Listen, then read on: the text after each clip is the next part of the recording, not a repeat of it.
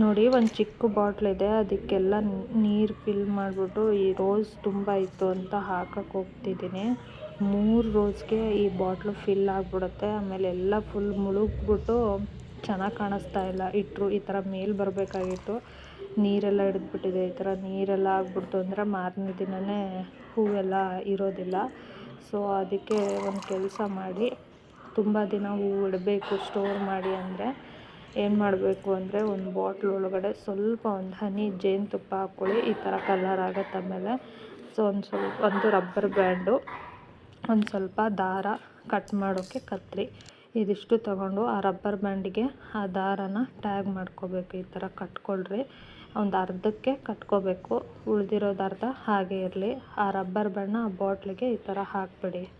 ಆಮೇಲೆ ಒಂದು ಕಡೆ ಖಾಲಿ ಇರುತ್ತೆ, ಒಂದು ಕಡೆ ನಾವು ಕಟ್ಕೊಂಡಿರೋ ದಾರ ಇರುತ್ತೆ. ಆ ದಾರನ ಕಟ್ಕೊಂಡಿರೋದನ್ನ ತೆಗೆದು ಈ ಕಡೆ ಖಾಲಿ ಇರೋದ್ರ ಕಡೆ ಆ ರಬ್ಬರ್ ಬ್ಯಾಂಡ್ ಇಟ್ಬಿಟ್ಟು ಈ ಕಡೆ ಹಾಕಿದ್ರೆ ಆಯಿತು. ನೋಡಿ ಇವಾಗ ತೋರಿಸ್ತೀನಿ. ಆ ಕಡೆ ಎತ್ಕೊಂಡೆ, ಈ ಕಡೆ ಆ ರಬ್ಬರ್ ಬ್ಯಾಂಡ್ನ ಎತ್ಕೊಂಡು ನೋಡಿ, ಹಿಂಗೆ ಹಾಕಿದ್ರೆ ಆಯಿತು. ಈ ಥರ ಎಲ್ಲ ಕಡೆನೂ ಆ ಕಡೆ ಈ ಕಡೆ ಮಾಡಿಕೊಂಡ್ರೆ ಈ ಥರ ಶೇಪಲ್ಲಿ ಮಾಡ್ಕೋಬೋದು. ಎಕ್ಸ್ಟ್ರಾ ಆಗಿರೋ ದಾರನ ಸ್ವಲ್ಪ ಕಟ್ ಮಾಡ್ಕೊಳ್ಳಿ ಈ ಥರ. ಆಮೇಲೆ ಒಂದೊಂದು ಇದು ಬರುತ್ತಲ್ಲ, ಇದ್ರೊಳಗಡೆ ಎಲ್ಲ ಹಾಕೋತಾ ಹೋದರೆ ಈ ಥರ ಫಿಲ್ ಆಗುತ್ತೆ.